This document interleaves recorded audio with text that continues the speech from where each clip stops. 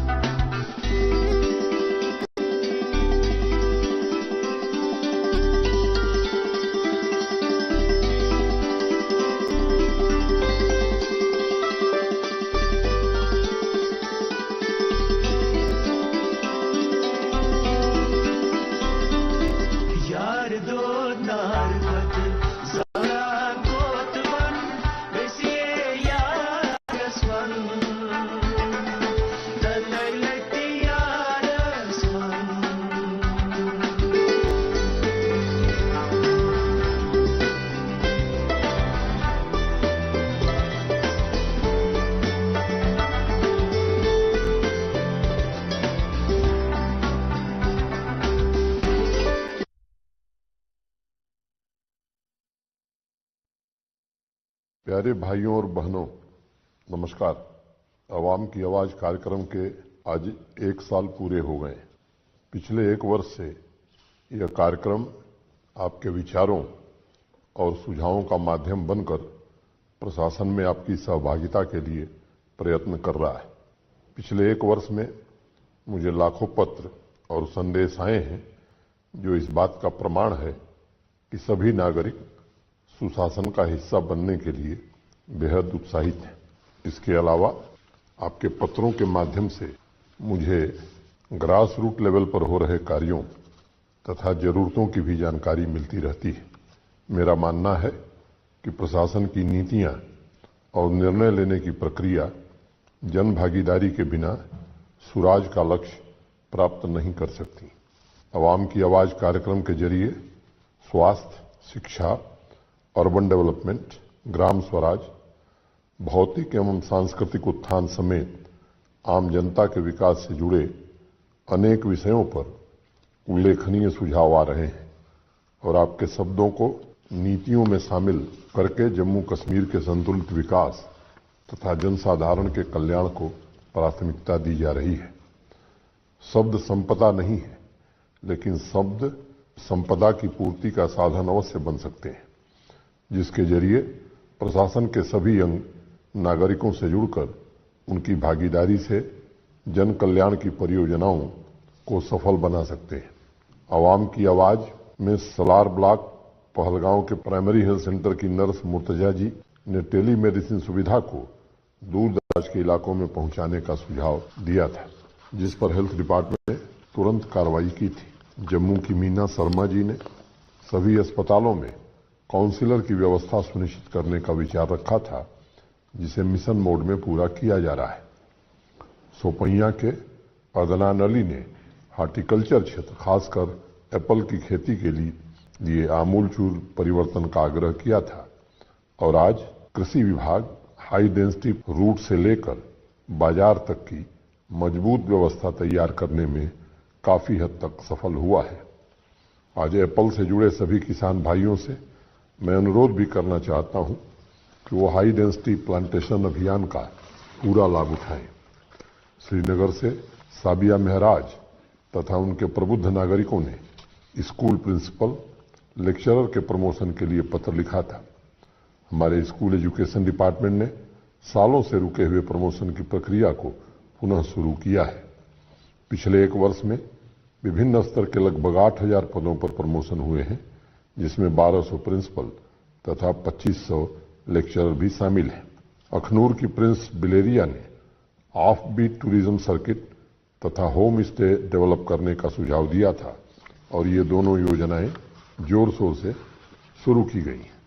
Home stay के लिए OYO group के साथ पिछले महीने समझौता ज्ञापन भी हुआ था तथा क्राउन ऑफ इनक्रेडिबल इंडिया अभियान के तहत होम स्टे शुरू करने के लिए युवाओं को प्रशासन की तरफ से 50,000 की धनराशि मुहैया कराई जा रही है। अनंतनाग जिला प्रशासन के प्रयासों से पहलगाम के 20 स्थानीय निवासियों ने होम स्टे का कार्य शुरू कर दिया है। मुझे पूरी उम्मीद है युवाओं तथा महिलाओं की सक्रिय भागीदारी से संपन्नता, सौहार्द, शांति तथा समन्वय का मार्ग प्रशस्त होगा और हम सही रूप में एक कुटुंब की तरह लोगों की चेतना को समाज कल्याण के कार्यों में लगा सकेंगे।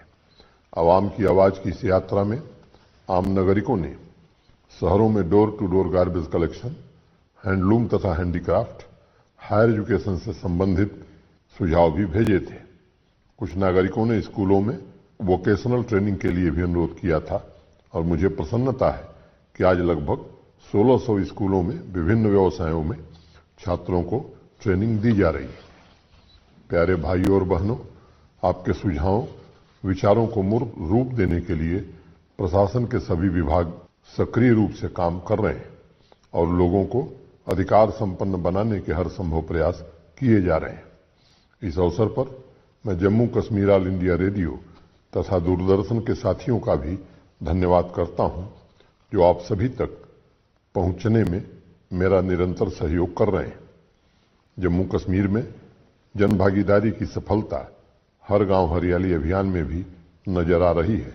पिछले कुछ महीनों से पंचायत, अर्बन लोकल बॉडीज के सभी जनप्रतिनिधि, महिलाएं, बच्चे, सिविल सोसाइटी ग्रुप्स से मिलकर पर्यावरण को बचाने तथा फॉरेस्ट कवर को बढ़ाने में जुटे हुए हैं। आज लगभग सभी जिलों में इस कार्यक्रम को प्राथमिकता के आधार पर चलाया जा रहा है। विकास की प्राथमिकताएं नए सिरे से निर्धारित करने के लिए प्रशासन की सेवाओं को सरल तथा सुगम बनाया जा रहा है। अब उमंग ऐप के माध्यम से लगभग 2 दर्जन से ज्यादा सेवाओं को सभी नागरिक घर बैठे अपने मोबाइल फोन पर हासिल कर सकते हैं। इन सेवाओं के लिए आपको किसी सरकारी दफ्तर जाने की जरूरत नहीं है, बल्कि आपका फोन ही सरकारी दफ्तर का काम करेगा। इससे न सिर्फ नागरिकों के जीवन स्तर में सुधार आएगा, बल्कि जिम्मेदार तंत्र की स्थापना तथा आम लोगों एवं प्रशासन के बीच संवाद भी मजबूत होगा। कनी साल के लिए मशहूर बडगांव के कनिहमा गांव को क्राफ्ट टूरिज्म विलेज के रूप में विकसित करने की महत्वाकांक्षी योजना अब लगभग अंतिम चरण में है।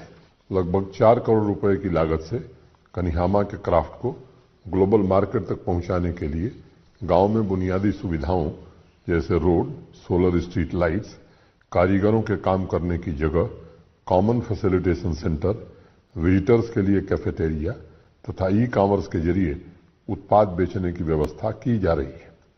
मुझे पूर्ण विश्वास है कि इन सभी सुविधाओं से यहां के कारीगरों के जीवन स्तर में काफी सुधार आएगा तथा इस विश्व प्रसिद्ध क्राफ्ट को नया जीवन मिलेगा। बडगाम के ही खूबसूरत पर्यटक स्थल दूधपथरी में पर्यटकों के लिए ठहरने की योजना सन 2010 में शुरू की गई थी, लेकिन इसे पूरा नहीं किया जा सका। 10 साल से लटकी इस परियोजना को प्राथमिकता के आधार पर मात्र 1.5 वर्षों में पूरा कर लिया गया है। 2 दशक बाद चंदवन, हीरानगर के किसानों के चेहरे पर दिसंबर 2021 में चमक फिर से लौट आई है। अब जिला प्रशासन तथा बीएसएफ की मदद से फेंसिंग के उस तरफ अपने खेतों में उन्होंने रबी की फसल बोई थी। इस ऐतिहासिक शुरुआत के लिए नेशनल फूड सिक्योरिटी मिशन के तहत हर किसान को 9,000 रुपए प्रति हेक्टेयर संबंधित खर्च यानी बीज, खाद के लिए दिए गए। मुझे पूरी उम्मीद है कि इससे यहां के सीमावर्ती किसान भाइयों की आमदनी में इजाफा होगा। मैं बांदीपुरा जिले के डीसी तथा पंचायती राज इंस्टीट्यूशंस के सभी जनप्रतिनिधियों को भी पंचायत डेवलपमेंट इंडेक्स शुरू करने के लिए बधाई देना चाहूंगा। पिछले 1 साल में जिले के अधिकारियों तथा जनप्रतिनिधियों ने मिलकर सभी पंचायत में हो रहे कार्यों को जन आंदोलन का स्वरूप देने के लिए डेटा ड्रिवन मॉड्यूल शुरू किया है, जो हर पंचायत की परफॉर्मेंस के आधार पर रैंकिंग करेगा। बांदीपुरा जिले के सभी गांवों में हो रहे कार्यों की मॉनिटरिंग के लिए एक डैशबोर्ड भी बनाया गया है। मुझे उम्मीद है कि बांदीपुरा की तरह अन्य जिले भी इस तरह के पंचायत डेवलपमेंट इंडेक्स पर काम करेंगे, ताकि लक्ष्यों को प्राप्त करने के लिए आवश्यक संसाधन जुटाए जाएं और ग्राम स्वराज की परिकल्पना को साकार किया जा सके। वेजिटेबल फार्मिंग के जरिए आज कमरवारी श्रीनगर के किसान भाई पहले की तुलना में 5 गुना ज्यादा कमाई कर रहे हैं। पहले श्रीनगर तथा आसपास के मार्केट के लिए सब्जियां बाहर से मंगानी पड़ती थी, लेकिन आज श्रीनगर से सब्जियां दिल्ली, पंजाब, बेंगलुरु के अलावा दुबई भी भेजी जा रही हैं। अभी कुछ दिन पहले ही जम्मू कश्मीर एग्रीकल्चर डिपार्टमेंट ने 2 मीट्रिक टन सब्जियां दुबई के विश्व प्रसिद्ध लुलु ग्रुप को भेजी थी, जिसमें से 90% हिस्सा श्रीनगर के किसान भाइयों का था। ज्यादा से ज्यादा किसानों को वेजिटेबल फार्मिंग से जोड़ने के लिए जिला प्रशासन एक फार्मर प्रोड्यूसर ऑर्गेनाइजेशन भी तंगपोरा ब्लॉक में तैयार कर रहा है, जिससे मार्केट लिंकेज की सुविधा को और भी सुगम बनाया जा सकेगा। शांति, समृद्धि और प्रगति की राह पर अग्रसर जम्मू कश्मीर में महिला सशक्तिकरण की दिशा में नए कीर्तिमान स्थापित हो रहा है। यह हम सभी के लिए गर्व का विषय है कि इंटरनेशनल वीमेंस डे पर जम्मू कश्मीर की 2 महिलाओं को आदरणीय राष्ट्रपति जी ने नारी शक्ति पुरस्कार से सम्मानित किया। स्वयं दिव्यांग होने के बावजूद जम्मू की रहने वाली संध्याधर झुग्गी झोपड़ी में रहने वाले दिव्यांग बच्चों के लिए काम कर रही हैं। कुलगाम की नासिरा अख्तर पॉलीथीन प्रदूषण के खिलाफ अपने इनोवेशन से पर्यावरण संरक्षण की दिशा में क्रांतिकारी बदलाव कर रही हैं। नासिरा ने एक ऐसे जड़ी बूटी के मिश्रण को ढूंढ निकाला है जिसका लेप लगाकर प्लास्टिक जलाने से वातावरण को प्रदूषित किए बिना राख में तब्दील कर दिया जाता है। नासिरा देश की सर्वप्रथम महिला हैं जिन्होंने पर्यावरण में आधारभूत इनोवेशन किया है। श्रीनगर की रहने वाली डॉक्टर नसीमन अशरफ ने कश्मीरी केसर में अपने तकनीकी ज्ञान की बदौलत साइंस एवं इंजीनियरिंग रिसर्च बोर्ड की फेलोशिप हासिल कर एक नया कीर्तिमान बनाया है। डॉक्टर नसीमन किसान भाइयों के घर घर जाकर उन्हें केसर के बेहतर उत्पादन के लिए जानकारी और आवश्यक तकनीकी सलाह भी देती हैं। जीवन में तमाम चुनौतियों का सामना करने के बावजूद डॉक्टर नसीमन ने अपने अथक प्रयासों से सैकड़ों किसानों की जिंदगी में सार्थक बदलाव लाने में महत्वपूर्ण भूमिका निभाई है। ये सच बात है असल में कि हम जहां हैं, जिस अनुभव से हम गुजर रहे हैं, वह एक सेंटर, एक केंद्र है और उसी केंद्र से आगे की यात्रा शुरू होती है। प्यारे भाइयों और बहनों, इस यात्रा को रोकने के लिए तमाम तरह की बाधाएं आएंगी, लेकिन जीवन में संघर्ष, त्याग और श्रम का मार्ग ही समृद्ध समाज का निर्माण करता है। एक छोटी सी कहानी है। एक गरीब आदमी जंगल से लकड़ियां काटकर अपने परिवार का गुजर बसर करता था।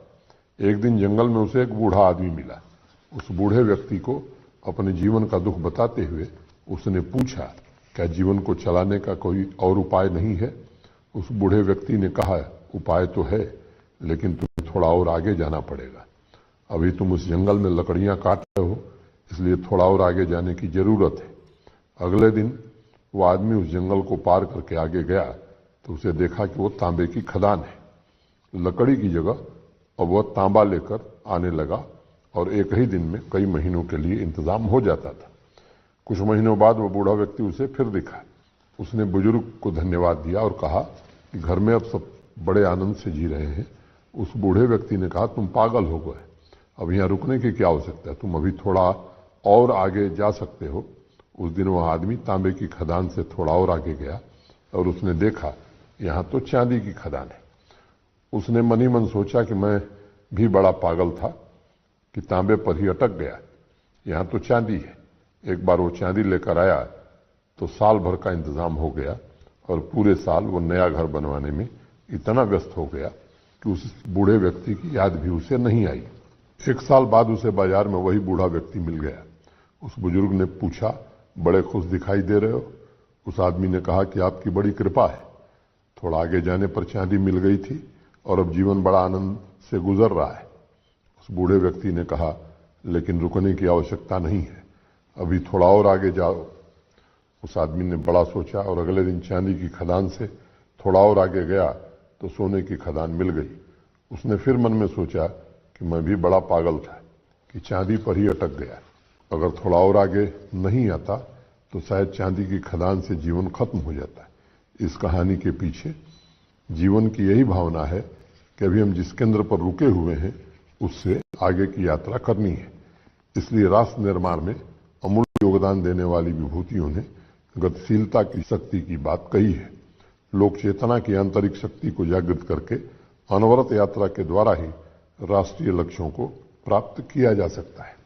कुलगाम से सज्जाद नूराबादी ने सरकार की योजनाओं के बारे में लोगों को जागरूक बनाने के बारे में एक पत्र भेजा है। सज्जाद साहब ने लिखा है कि पंचायत स्तर पर समाज कल्याण की विभिन्न योजनाओं की जानकारी पहुंचाने के लिए mobile van, speakers, self help groups, civil society के लोगों तथा कम्युनिटी रेडियो की मदद ली जा सकती है। उन्होंने आगे लिखा है कि इस तरह के प्रयासों से कल्याणकारी कार्यक्रमों की डिलीवरी सशक्त होगी तथा गांव में रहने वाले युवा बच्चे बच्चियों को मिशन यूथ, तेजस्विनी, साथ, हौसला जैसे कार्यक्रमों के बारे में भी जानकारी मिल सकेगी और उनकी भागीदारी भी बढ़ेगी। सज्जाद साहब ने अनुरोध किया है कि ब्लॉक दिवस में भी इस जागरूकता कार्यक्रम को प्राथमिकता के आधार पर प्रचारित करने की जरूरत है। सज्जाद जी, आपके पत्र के लिए बहुत बहुत धन्यवाद। हर बुधवार को आयोजित होने वाले ब्लॉक दिवस कार्यक्रम का मुख्य उद्देश्य ही प्रशासन को जनता के दरवाजे पर लेकर जाना है। हमारी पूरी कोशिश होती है कि आम नागरिकों की समस्याओं के तुरंत निवारण, तरह तरह के सर्टिफिकेट वितरण के अलावा सभी डिपार्टमेंट का डेस्क उस सप्ताह में चिन्हित ब्लॉक में लगाया जाए, जो लोगों को प्रशासन की विभिन्न योजनाओं की जानकारी दे सके। सभी अधिकारियों को भी निर्देश दिए गए हैं कि वो ब्लॉक दिवस के अवसर पर स्वयं जनता की समस्याओं को सुने और उनके तत्काल निवारण का प्रयास करें। जन सेवा को मैं प्राचीन दर्शन और वर्तमान जीवन मूल्यों से जुड़ने का प्रतीक मानता हूं। इसलिए मुझे लगता है कि ब्लॉक दिवस जैसे कार्यक्रम आज के समय के लिए बहुत अधिक प्रासंगिक है। पंचायतों में जागरूकता अभियान शुरू करने के आपके सुझाव पर मैं सभी डिप्टी कमिश्नर्स को जनप्रतिनिधियों के सहयोग से एक कार्यक्रम शुरू करने का निर्देश अवश्य दूंगा। जम्मू से डॉक्टर अंकुर भट्ट तथा डॉक्टर शिल्पी शर्मा ने हेल्थ केयर के डिजिटाइजेशन के बारे में एक पत्र भेजा है। उन्होंने लिखा है कि बड़े अस्पतालों को अपॉइंटमेंट के लिए एक ऑनलाइन पोर्टल बनाना चाहिए ताकि मरीजों तथा उनके परिजनों को पर्ची के लिए लाइन में खड़े होकर इंतजार न करना पड़े। डॉक्टर अंकुर तथा डॉक्टर शिल्पी ने पेशेंट के मेडिकल रिकॉर्ड के डिजिटाइजेशन का भी सुझाव दिया है ताकि डॉक्टर्स आसानी से मेडिकल हिस्ट्री देखकर अपने सुझाव दें। उन्होंने लिखा है कि प्रत्येक अस्पताल के वेब पोर्टल पर एक ऑनलाइन डोनेशन का सेक्शन बनाकर डॉक्टर तथा परिवार की सहमति से आर्थिक रूप से कमजोर परिवारों के लिए डोनेशन कलेक्ट करने की सुविधा उपलब्ध करानी चाहिए। डॉक्टर अंकुर तथा डॉक्टर शिल्पी को मैं इन महत्वपूर्ण सुझावों के लिए धन्यवाद देता हूं। पिछले महीने ही जम्मू कश्मीर में डिजिटल सेवाओं के विस्तार को ध्यान में रखते हुए कई महत्वपूर्ण निर्णय लिए गए। आपके सुझाव के मुताबिक बहुत जल्द डॉक्टर से अपॉइंटमेंट के लिए लाइन में लगकर पर्ची लेने की जरूरत नहीं पड़ेगी। प्रधानमंत्री डिजिटल हेल्थ मिशन के अंतर्गत ये कोशिश हो रही है कि लोगों को ऑनलाइन ही अपॉइंटमेंट की सुविधा प्रदान की जाएगी और पेशेंट के मेडिकल रिकॉर्ड का डिजिटाइजेशन भी किया जाएगा ताकि हॉस्पिटल में डॉक्टर्स को पता रहे कि कौन कौन से टेस्ट हो चुके हैं और क्या क्या आवश्यक है और क्या अनावश्यक है। मुझे लगता है कि इस व्यवस्था में हॉस्पिटल और मरीज दोनों पर कम बोझ होगा और any treatment anywhere any time की सुविधा लोगों को दी जा सकेगी। अभी पायलट के तौर पर ऑनलाइन अपॉइंटमेंट को स्किम्स हॉस्पिटल में शुरू कर दिया गया, जिसका धीरे धीरे पूरे यूटी में विस्तार किया जाएगा। आपने डोनेशन के जरिए मरीजों के लिए फंड रेज करने का सुझाव भी दिया है, इस कार्यक्रम के माध्यम से मैं सभी श्रोताओं से आग्रह करना चाहूंगा कि जम्मू कश्मीर प्रशासन बिना किसी सामाजिक आर्थिक भेदभाव के प्रति परिवार 5 लाख रुपए का हेल्थ इंश्योरेंस उपलब्ध करवा रहा है। जिन लोगों ने भी अभी तक गोल्डन कार्ड के लिए पंजीकरण नहीं कराया है वो अवश्य करा लें। जहां तक अस्पतालों के वेबसाइट पर फंड रेजिंग सेक्शन शुरू करने का सवाल है, उसके लिए मैं हेल्थ डिपार्टमेंट को इसकी व्यवहार्यता की समीक्षा करने का आग्रह करूंगा। आज पूरे देश में आर्थिक रूप से कमजोर लोगों के लिए फंड कलेक्ट करने के लिए हजारों प्राइवेट वेब प्लेटफॉर्म चल रहे हैं। इस तरह के अभियान में प्रशासन का रोल क्या होगा? क्या इसे पब्लिक प्राइवेट पार्टनरशिप के रूप में चलाया जाए या हमें किसी और मॉडल को अपनाना चाहिए? इन सभी पहलुओं पर विचार करके उचित निर्णय लिया जाएगा। स्वास्थ्य रक्षा के बुनियादी ढांचे में शहरी तथा ग्रामीण असंतुलन दूर करने की दिशा में अनेक महत्वपूर्ण कदम उठाए गए। मेरा दृढ़ विश्वास है कि प्रशासन की महत्वपूर्ण जिम्मेदारी सभी नागरिकों के स्वास्थ्य को बनाए रखने की होती है, क्योंकि एक मजबूत और समृद्ध जम्मू कश्मीर का निर्माण तभी हो सकता है जब सभी 1.25 करोड़ नागरिक स्वस्थ होंगे। गांदरबल से इंजीनियर अब्दुल रशीद भट्ट ने जम्मू कश्मीर के युवाओं को मल्टी डायमेंशनल रिसर्च से जोड़ने के लिए मुझे एक पत्र भेजा है। रशीद साहब ने लिखा है कि जम्मू कश्मीर में environment, cultural and archaeological research centre यानी ECARC की स्थापना की जा सकती है, जो पर्यावरण, वाटर बॉडीज, वेटलैंड्स तथा पुरातत्व के महत्वपूर्ण स्थानों का ऑडियो वीडियो डेटा बैंक तैयार करें तथा जम्मू कश्मीर से संबंधित रोचक तथ्यों को लोगों के सामने रखें। उन्होंने खानमोह, श्रीनगर के सदियों पुराने जीवाश्म, किश्तवाड़ के ब्लू सफायर का भी जिक्र किया है और देश के मुकुटमणि की संस्कृति को विदेशों में प्रचारित करने का सुझाव भी दिया है। रशीद साहब, आपके पत्र के लिए बहुत बहुत शुक्रिया। यह दिलचस्प सुझाव है। मैं संस्कृति विभाग को इस सुझाव को जांचने परखने, सभी स्टेक होल्डर से बात करने तथा एक निश्चित समयावधि में निर्णय लेने का निर्देश दूंगा। प्यारे भाइयों और बहनों, जम्मू कश्मीर में सांस्कृतिक चेतना पैदा करने के लिए आजादी के अमृत महोत्सव में अनेक कार्यक्रम आयोजित हुए हैं। जम्मू तथा कश्मीर संभाग में चल रहे अनेक उत्सव धीरे धीरे सांस्कृतिक जीवन के अंग बनते जा रहे हैं। प्रशासन के अलावा मैं यहाँ के सिविल सोसाइटी ग्रुप्स, प्रबुद्धजनों का भी आह्वान करना चाहूंगा कि जाति, धर्म, क्षेत्र और भाषा की सीमा से ऊपर उठकर हम सभी को अपने संस्कृति से गहरे रूप से जोड़ा जा सकता है। आज यूरोप के शहरों में चलने वाली बसों पर जम्मू कश्मीर के खूबसूरत पर्यटक स्थलों का चित्र देखकर मन प्रसन्न हो जाता है। देश में भी जम्मू कश्मीर के विकास की चर्चा आज हो रही है। इसलिए मेरा मानना है कि जब तक हमारी सामूहिक शक्ति एक संकल्प के साथ किसी कार्य में नहीं लगती, तब तक उस संकल्प की सिद्धि नहीं हो सकती। मुझे अपने जम्मू कश्मीर के 1.25 करोड़ नागरिकों, उनकी सामूहिक शक्ति, उनकी क्षमता और सकारात्मक चेतना पर पूरा भरोसा है और मुझे विश्वास है कि वह सांस्कृतिक ताने बाने को मजबूत बनाने के लिए मिलजुल कर अवश्य काम करेंगे। सांबा से राहुल कुमार तथा पुलवामा से गाजी अहमद पंडित ने सीनियर सिटीजन के कल्याणकारी योजनाओं के बारे में कुछ सुझाव भेजे हैं। उन्होंने लिखा है कि जो भी senior citizen old age home में रहने को विवश हैं, उन्हें प्रशासन द्वारा इंस्टीट्यूशनल तरीके से पर्याप्त आर्थिक सहायता, रहने की अच्छी व्यवस्था तथा चिकित्सा सुविधा मुहैया कराई जानी चाहिए। स्वयंसेवी संस्थाओं को भी सीनियर सिटीजन की देखभाल के कार्यक्रमों से जोड़कर उनके जीवन को बेहतर बनाया जा सकता है। उन्होंने आगे लिखा है कि पंचायत स्तर पर सीनियर सिटीजन सोसाइटी का गठन करके उनके लिए रिक्रिएशनल फैसिलिटीज, अखबार, टीवी, रेडियो, मैगजीन इत्यादि का इंतजाम किया जाना चाहिए। राहुल एवं गाजी अहमद, आप दोनों का इस महत्वपूर्ण तथा संवेदनशील सुझावों के लिए बहुत बहुत शुक्रिया।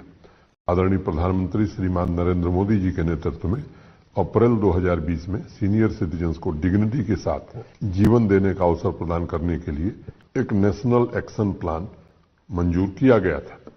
सभी स्टेक होल्डर से व्यापक चर्चा के पश्चात योजना बनी थी।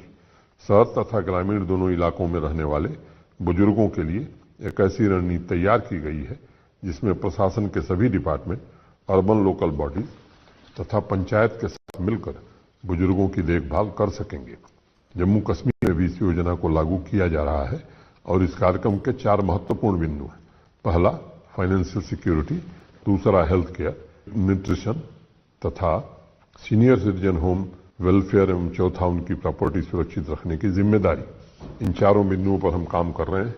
मैं सभी श्रोताओं को बताना चाहूंगा कि 5 अगस्त 2019 के बाद आदरणीय प्रधानमंत्री श्री नरेंद्र मोदी जी ने maintenance and welfare of parents and senior citizens act को भी जम्मू कश्मीर में लागू कर दिया है, जिसे पार्लियामेंट के पास होने के बावजूद 12 सालों तक जम्मू कश्मीर में अमल में नहीं लाया गया था।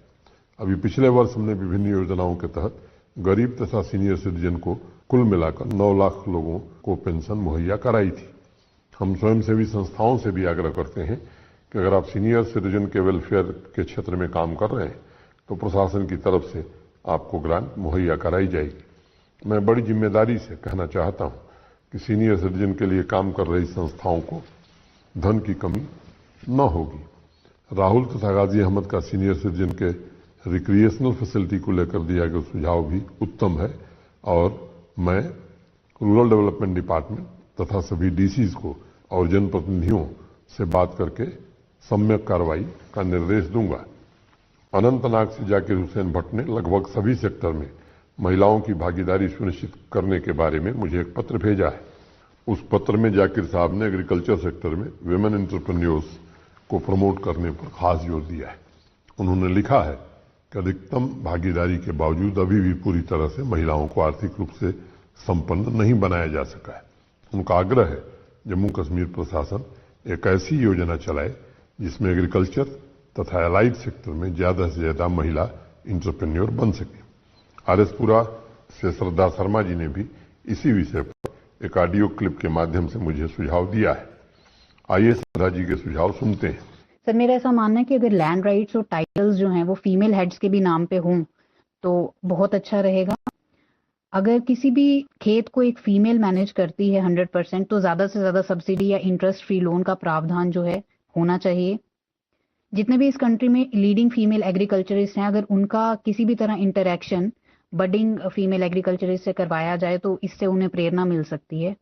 श्रद्धा जी तथा जाकिर साहब को इन सुझावों के लिए मैं बहुत बहुत धन्यवाद देता हूं। मैं मानता हूं देश की आर्थिक गतिविधियों में महिलाएं पुरुषों के बराबर योगदान देती हैं, लेकिन एक अनुमान के मुताबिक सिर्फ अपनी मेहनत का 10वां हिस्सा ही उन्हें आमदनी के रूप में मिलता है। आपने एग्रीकल्चर सेक्टर पर अच्छा सुझाव दिया है। 2 दशक पहले जब देश में एक सर्वे हुआ था तो उसमें कहा गया था कि आदमी साल भर में एक खेत में 1212 घंटे काम करता है, जबकि महिला 3485 घंटे काम करती है। इसलिए किसी भी सेक्टर में महिलाओं के सर्वोन्मुखी तरक्की के लिए उन्हें अधिकार संपन्न बनाना आवश्यक है और आर्थिक अधिकारों के साथ साथ उन्हें सामाजिक, शैक्षिक और उद्यमी के तौर पर भी संपन्न बनाना होगा। जम्मू कश्मीर प्रशासन ने पिछले 2 सालों में महिलाओं, बेटियों को अधिकाधिक अवसर प्रदान करने के लिए अनेक अभियान चलाए हैं, जिसमें उनके प्रशिक्षण, कौशल विकास, उनके उत्पादों के निर्माण, वितरण और बिक्री के लिए प्लेटफॉर्म भी उपलब्ध कराए गए। एग्रीकल्चर तथा ग्राम उद्योगों में भी महिला इंटरप्रेन्योर्स की भागीदारी बढ़ाने के लिए उम्मीद कार्यक्रम के अंतर्गत लगभग 5 लाख महिलाओं को जोड़ा गया है। उम्मीद कार्यक्रम के ही अंतर्गत हमने कृषि सखी एवं पशु सखी कार्यक्रम शुरू किए हैं ताकि कृषि, हार्टिकल्चर एवं डेयरी सेक्टर में ज्यादा से ज्यादा बहनें आगे आवें। आज गोलपत्तन की सुषमा देवी डेयरी सेक्टर में अन्य महिलाओं के लिए प्रेरणा स्रोत बन गई हैं। पुलवामा की रहने वाली शहजादा अख्तर अपने इलाके में डेयरी क्वीन के नाम से जानी जाती हैं। इन माताओं बहनों ने अन्य महिलाओं में भी आत्मविश्वास जगाने का काम किया है। एग्रीकल्चर सेक्टर में महिलाओं को और अधिक अवसर मिले और नारी शक्ति को समाज में समुचित स्थान मिल सके, इस पर Jammu Kashmir rural livelihood mission बड़े स्केल पर काम कर रहा है और आगे इसे और बढ़ाया जाएगा। श्रद्धा जी ने देश की सफल महिला एग्री इंटरप्रेन्योर्स के साथ यहां एक वर्कशॉप आयोजित करने का सुझाव दिया है, जिस पर लाइवलीहुड मिशन डिपार्टमेंट निश्चित रूप से कार्रवाई करेगा। प्यारे भाइयों और बहनों, निचले स्तर की ग्रामीण प्रगति किसी भी क्षेत्र के विकास की दिशा और दशा तय करती है। इसलिए प्रशासन तथा आम नागरिकों को मिलकर महिलाओं तथा कमजोर वर्ग को सामाजिक और आर्थिक रूप से सशक्त बनाना है। मैं मानता हूं कि नारी अबला नहीं बल्कि सबला है।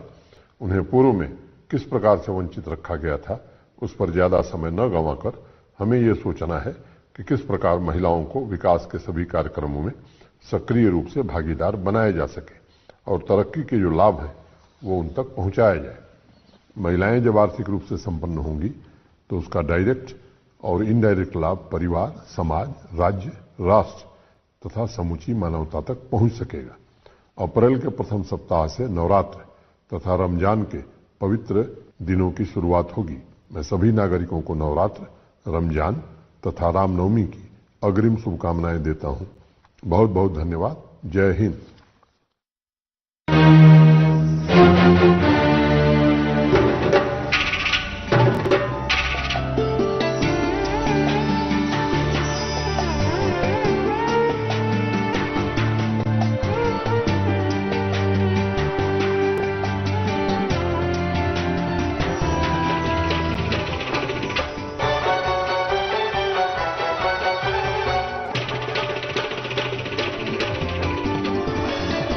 आप देख रहे हैं डीडी कश्मीर, एहसास कश्मीर का।